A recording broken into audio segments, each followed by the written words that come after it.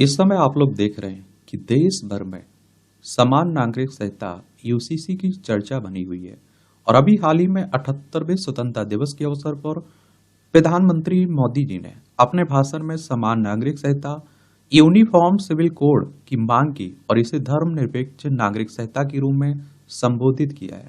और आपको मालूम होना चाहिए कि भारतीय जनता पार्टी का एक कोर मुद्दा है यूसीसी लागू करना।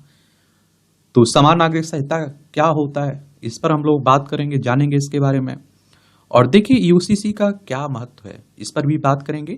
और यूसीसी के कार्यान्वयन में क्या चुनौतियां हैं, उन चुनौतियों पर भी हम लोग बात करेंगे। एक सामान्य जानकारी देख लेते हैं।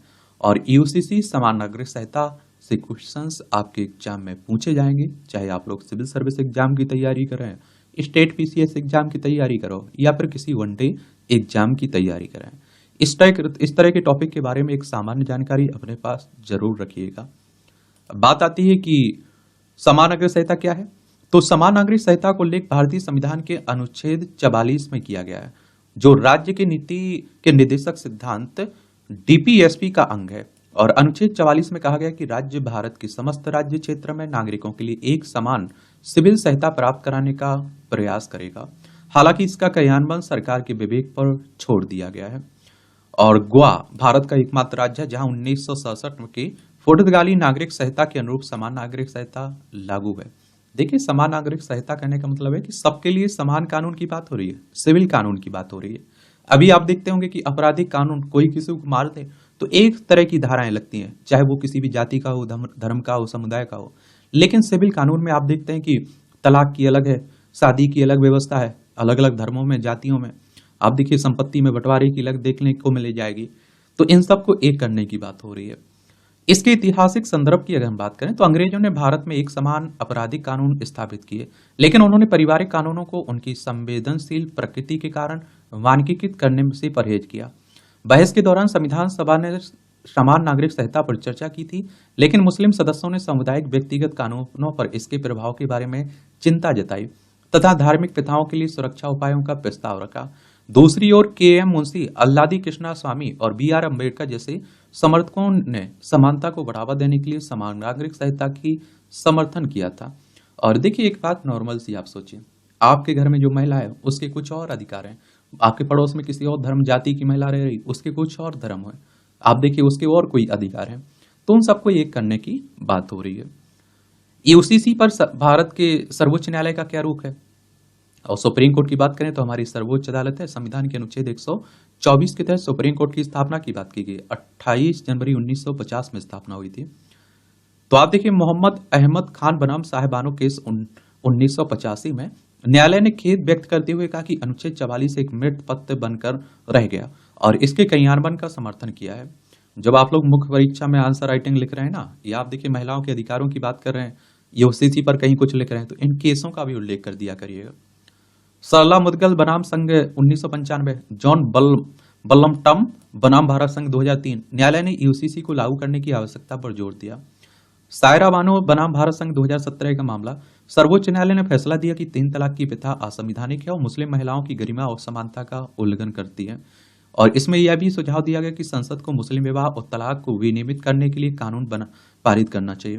जोस पाओलो कौटिन्हो बनाम Maria Luiza Valentina Pereira case 2019 का है। न्यायालय ने गोवा की प्रशंसा एक उज्जवल उदाहरण के रूप में की, जहां समान नागरिक संहिता सभी पर लागू होती है, चाहे वह किसी भी धर्म का हो, सिवाय कुछ सीमित अधिकारों की रक्षा के। और पूरे भारत में इसके क्रियान्वयन का आह्वान किया। विधि आयोग क्या कहता है।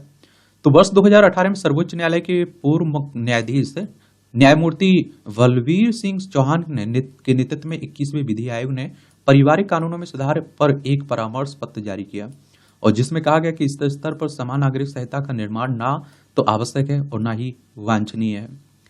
अब यूसीसी का महत्व क्या है, ये भी जान लीजिए आप लोग। तो राष्ट्रीय एकता और धर्मनिरपेक्षता, एकता को बढ़ावा देना। समान नागरिक संहिता सभी नागरिकों की बीच साझा पहचान, अपनेपन का भावना पैदा करके राष्ट्रीय एकीकरण और धर्मनिरपेक्षता को बढ़ावा देगी। अब कहते हैं कि एक संविधान है, एक हमारा राष्ट्र ध्वज है, सब कुछ अगर एक है तो फिर अलग अलग कानून क्यों होना चाहिए। संघर्षों में कमी, तो इससे विभिन्न व्यक्तिगत कानूनों के कारण उत्पन्न होने वाली सांप्रदायिक और सांप्रदायिक संघर्षों में कमी आएगी। संवैधानिक मूल्यों का कायम रहना, तो यूसीसी सभी व्यक्तियों के लिए समानता, बंधुत्व और सम्मान के सिद्धांतों को सुदृढ़ करेगी। लैंगिक न्याय और समानता समानता सुनिश्चित करना, यूसीसी विवाह, तलाक, उत्तराधिकार, गोद लेने और भरण पोषण में महिलाओं को समान अधिकार तथा दर्जा प्रदान करके लैंगिक भेदभाव एवं उत्पीड़न को दूर करेगी। यह महिलाओं को पितृसत्तात्मक और पितृगामी प्रथाओं को चुनौती देने के लिए सशक्त करेगी और उनके मौलिक अधिकारों का उल्लंघन करती है।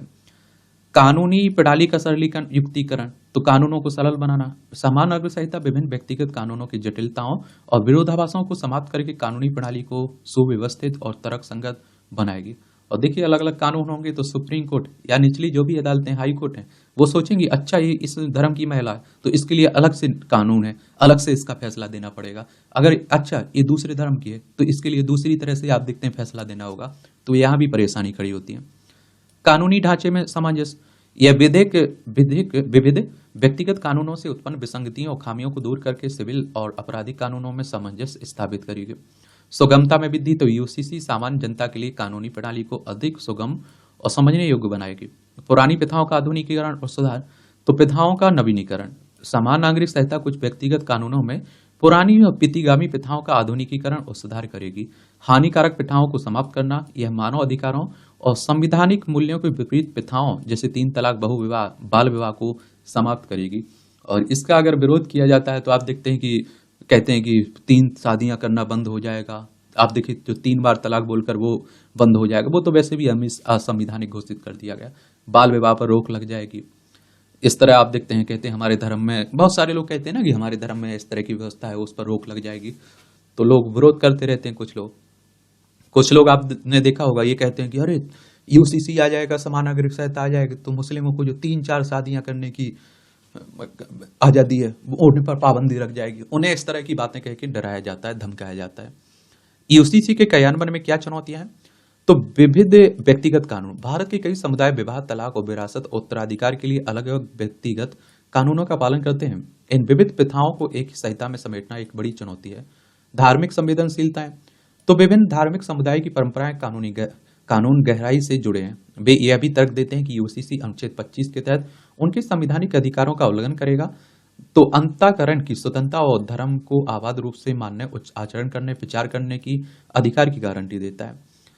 और राजनीतिक एवं सामाजिक विरोध, तो यूसीसी को प्रायः राजनीतिक दृष्टि से देखा जाता है। पार्टियां, नेता चुनावी विचारों के आधार पर यूसीसी का विरोध या समर्थन कर सकते हैं और जिससे असंगत नीतियां और साथ ही क्रियान्वयन में देरी हो सकती है।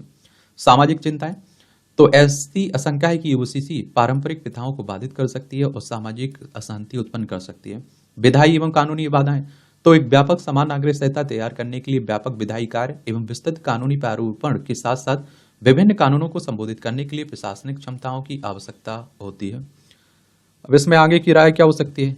एकता और एकरूपता, तो आप देखिए समान नागरिक संहिता को भारत की बहुसंस्कृतिवाद को स्वीकार करना चाहिए और इसकी विविधता को बनाए रखना चाहिए और साथ ही इस बात पर जोर देना चाहिए कि एकता एकरूपता से अधिक महत्वपूर्ण है।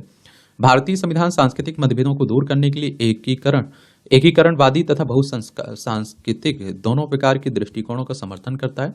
हितधारकों के साथ चर्चा और विचार विमर्श करके भी इस पर फैसला लेना चाहिए। एक संतुलन बना के चलना चाहिए और संवैधानिक परिप्रेक्ष्य भी देखना चाहिए। भारतीय संविधान सांस्कृतिक स्वायत्तता का समर्थन करने के साथ ही सांस्कृतिक समायोजन का लक्ष्य रखता है और जिसमें अनुच्छेद 29(1) के सभी नागरिकों की विशिष्ट संस्कृतियों की रक्षा भी करता है। समुदायों को यह आकलन करना चाहिए कि क्या बहुविवाह, तलाक जैसी प्रथाएं उनके सांस्कृतिक मूल्यों के अनुरूप हैं। उनका लक्ष्य एक न्यायपूर्ण संहिता बनाना होना चाहिए जो समानता और न्याय को बढ़ावा दे। शिक्षा जागरूकता, यह सुनिश्चित करने की सभी नागरिक यूसीसी के बारे में जागरूक हों, उसे समझें और साथ ही उसके प्रभावी क्रियान्वयन हेतु व्यापक पहुंच एवं शैक्षणिक प्रयासों की आवश्यकता होनी चाहिए। तो ये कहानी है यूसीसी की। तो इस पर एक सामान्य जानकारी जरूर याद रखिएगा क्योंकि इससे क्वेश्चंस पूछे जाएंगे और क्योंकि भारतीय जनता पार्टी आप देखते हैं कि इसका यही मुद्दा बना है। राम मुद्दा उसका कोर मुद्दा था। 370 हट चुका है, राम मंदिर बन चुका है, अब यूसीसी बचा हुआ है तो इसकी ओर भी कदम बढ़ाने उसने शुरू कर दिए हैं। और इस तरह के टॉपिक से क्या रहता है, क्वेश्चंस पूछा जाता है। इसीलिए तो मैं कहता हूँ कि आप जिस भी एग्जाम की तैयारी कर रहे हैं उसके पुराने क्वेश्चंस पेपर उठा के देख लिया करिएगा, ठीक है। वहाँ से आपको मालूम चल जाता है कहाँ से क्वेश्चंस पूछे जा रहे हैं, किस तरह के क्वेश्चंस पूछे जा रहे हैं। मेरे लिए कोई सवाल हो, आपका सुझाव हो तो आप लोग बता सकते हैं। धन्यवाद।